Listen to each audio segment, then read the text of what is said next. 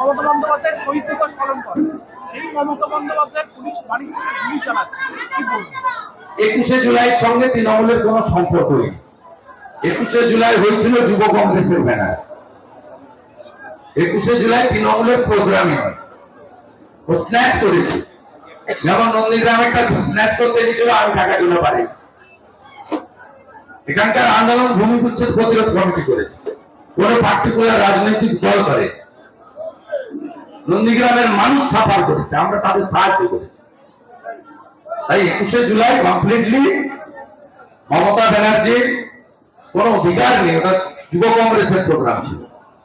আর আপনি যে কথার পরিপ্রেক্ষিতে বললেন গুলি চালানো, 21শে জুলাই গুলি চালানোর জন্য কমিশনে যিনি প্রধান অভিযুক্ত হয়েছিলেন মনীষ গুপ্ত, তাকে মমতা ব্যানার্জি 11 সালে এসে প্রথম বিদ্যুৎ মন্ত্রী করে পুরস্কার দিয়েছিলেন।